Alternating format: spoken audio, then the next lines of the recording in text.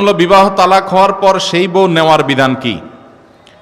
তালাকের পর স্ত্রীকে যদি কেউ ফেরত নিতে চান তাহলে সেক্ষেত্রে তালাকটা যদি ফেরত নেয়ার মতো তালাক দেয় তাহলে ফেরত নেওয়া যাবে। আমি একটা কথা প্রায় বলি, বিবাহ বিচ্ছেদের পর তালাকের পর 15 বছর 20 বছর পরেও যদি আবার স্বামী স্ত্রী একসাথে থাকতে চান সুযোগ আছে, যদি তালাক দেওয়ার সময় সেভাবে তালাক দেন। আমাদের দেশে সাধারণত তালাক দেওয়ার ক্ষেত্রে আমরা 1 তালাক 2 তালাক না, পারলে শত শত হাজার হাজার তালাক দেই। স্ত্রীকে একা না পারলে স্ত্রী 14 গোষ্ঠী সহ তালাক দেয়, আছে না নাই?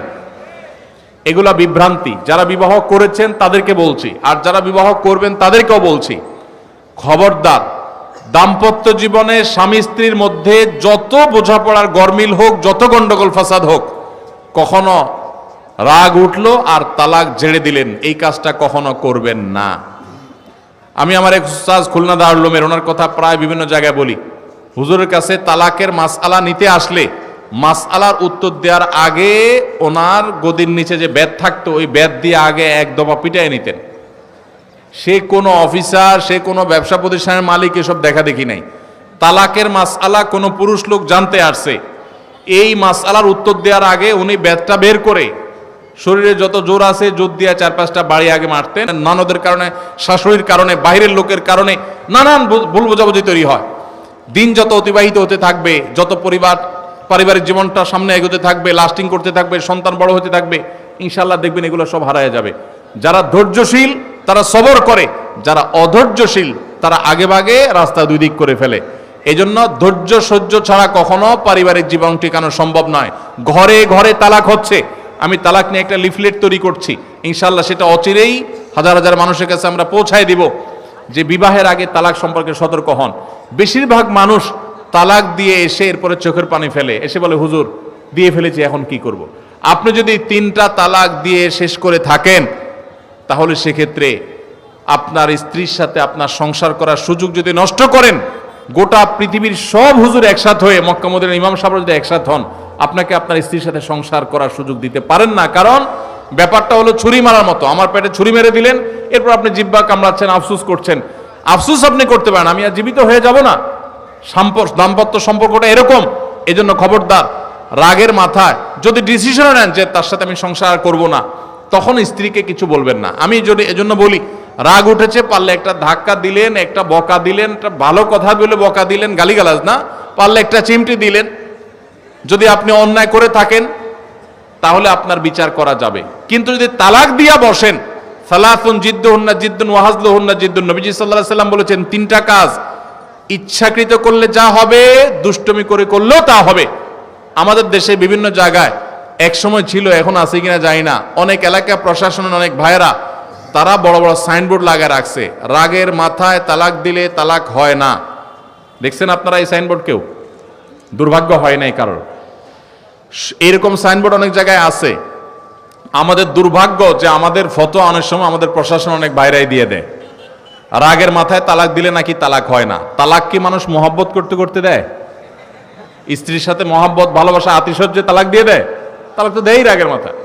তবে শরীয়ত বলে রাগের মাথায় আপনি ব্যালেন্স হারিয়ে তালাক দিয়ে পরে আফসোস যেন করতে না হয়, এই জন্য আপনাকে সবর করতে হবে। তালাক দেওয়ার ডিসিশন নিয়েছেন, স্ত্রীর একটা মাসিক পার হওয়ার পর্যন্ত অপেক্ষা করতে হবে। আসলোর মুখ দিয়ে তালাক বলে দিলেন, জি না। তালাক দেওয়ার নিয়ম শুনেন, যেভাবে তালাক দিলে আবারও ফেরত নিতে পারবেন কখনো চাইলে, সেটা সুযোগ কখন হবে।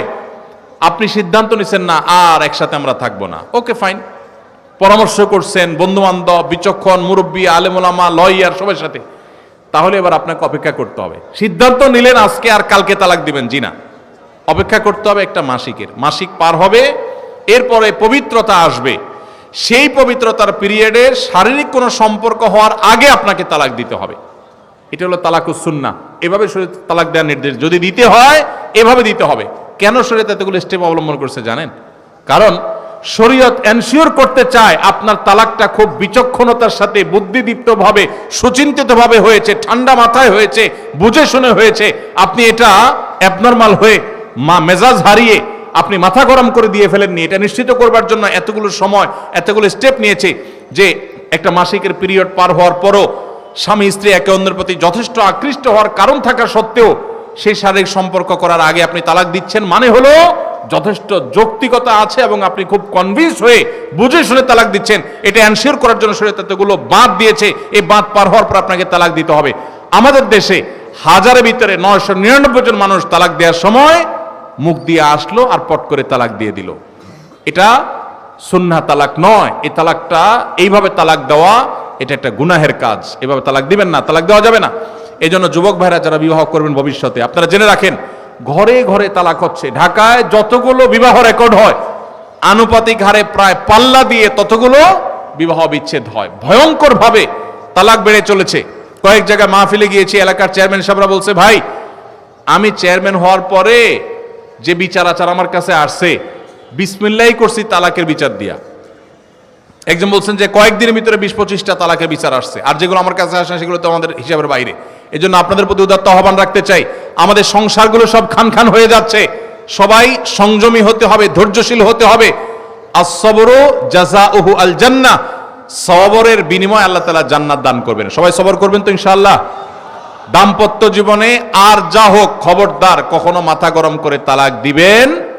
আমি যেভাবে বলেছি সুন্নাহসম্মত তালাক, এভাবে যদি পিরিয়ড যাওয়ার পরে, সুস্থ হওয়ার পর, শারীরিক সম্পর্কের আগে একটা তালাক দিবেন, এটা হলো সুন্নত। তালাক কয়টা হবে? একটা।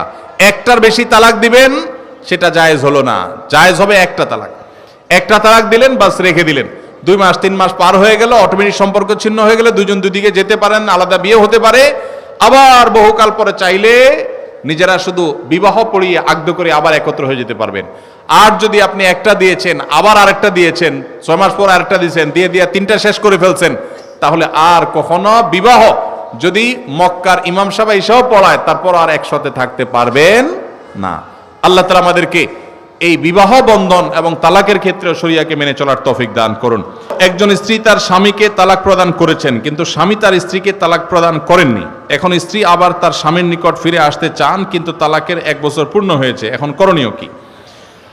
প্রথম কথা হলো, তালাকের কোনো উত্তর এইভাবে আমরা কোনো সংক্ষিপ্ত প্রশ্নোত্তরের সেশনে বা কোনো মিডিয়াতে, টেলিভিশনে আমরা দেই না। কারণ তালাকের প্রশ্নের উত্তর নিতে হলে ডিটেইল সব লিখে তারপরে তার উত্তর নিতে হয়। এখানে একটু হেরফের হয়ে গেলে বেশ কম হয়ে যায়।